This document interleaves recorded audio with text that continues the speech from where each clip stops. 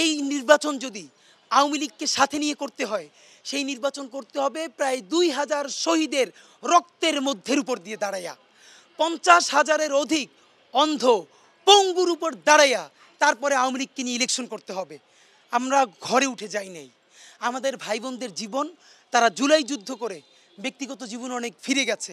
এর মানে এই না সেই জুলাইকে জাগিয়ে রাখবার জন্য আবারও যদি রাজপথে নেমে আসতে হয়, আমাদের ভাই বোনেরা কেউ ঘরে বসে থাকবে না।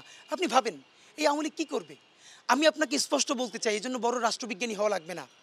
আজকে যদি একটা গুড আওয়ামী লীগ নামে এই সোহেল তাজ এদেরকে সামনে নিয়ে আওয়ামী লীগকে আনা যায়, গুড আওয়ামী লীগ নামে, ক্ষমতায় যাবে কে?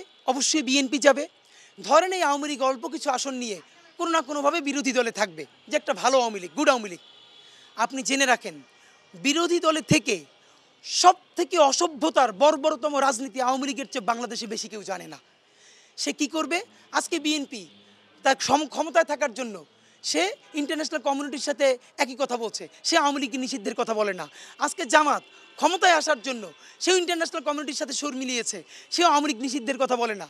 রাজনৈতিক দল হিসেবে দেখেছি একমাত্র এনসিপি, তারা শুধু আওয়ামী লীগের মানে নিষিদ্ধের ব্যাপারে স্পষ্ট অবস্থান নিয়েছে। বিএনপির ভাইদেরকে বলতে চাই, খুশি হইয়েন না। 17 বছর পর স্বাধীন বাংলাদেশে নিঃশ্বাস ফেলতে পারছেন। ইলিয়াস আলীকে গুম করা হয় নাই, লাশটা সাগরে ভাসাই দেওয়া হয়েছে। অগণিত আয়নাঘর বিএনপি জামাতের সাথে করা হয়েছে। যদি ক্ষমতায় যান, সর্বোচ্চ 3 বছর আপনাকে আওয়ামী লীগ ক্ষমতায় থাকতে দিবে। 3 বছরের মধ্যে সেই বিরোধী দলে থেকে দিল্লির ষড়যন্ত্রে, দিল্লির প্রেসক্রিপশনে এবং ইসরায়েলের প্রেসক্রিপশনে এমন মব তৈরি করবে, আবার সেই শাহবাগের মব সন্ত্রাস তৈরি করবে। 3 বছরের পরে 3 দিনও আপনি আর ক্ষমতায় থাকতে পারবেন না।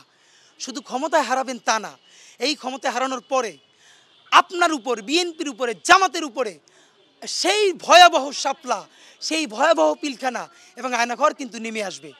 কিন্তু আপনাদেরকে বলতে চাই, হয়তো আওয়ামী লীগের সাথে আপোষকামিতা করে কেউ কেউ, আমাদের অনেক ভাই বন্ধুরাও হয়তো সেফ এক্সিট পেয়ে যাবেন, বিদেশের ভিসা পাবেন, বড় বড় দেশে আশ্রয় পাবেন, পলিটিক্যাল শেল্টার পাবেন, অ্যাসাইলাম পাবেন।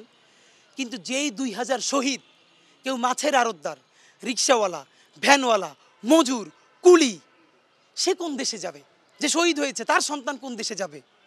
আমার যেই ভাইয়েরা এখনও হসপিটালে কাতরাচ্ছে, যার চক্ষু নাই, চিরতর অন্ধ হয়ে গেছে, পঙ্গু হয়ে গেছে, সে কোন দেশে যাবে? সুতরাং তার কিন্তু বাংলাদেশ ছাড়া আর কোনো দেশ নাই, তার কিন্তু আর কোনো জায়গা নাই। আমি আপনাকে জানিয়ে রাখি, আওয়ামী লীগের চেয়ে বেশি প্রতিশোধ পরায়ণ, হিংসুক, বর্বর, পিশাচ আর কোনো পলিটিক্যাল পার্টি বাংলার জমিনে এখন পর্যন্ত হয় নাই। আজ হোক, 50 বছর পরে হোক, সে যদি সুযোগ পায়, এই জুলাইয়ের প্রত্যেকটা শহীদ পরিবারকে তারা কচুকাটা করবে। এই আহত পরিবারের প্রত্যেকটাকে তারা জীবনকে জাহান্নাম বানিয়ে ফেলবে।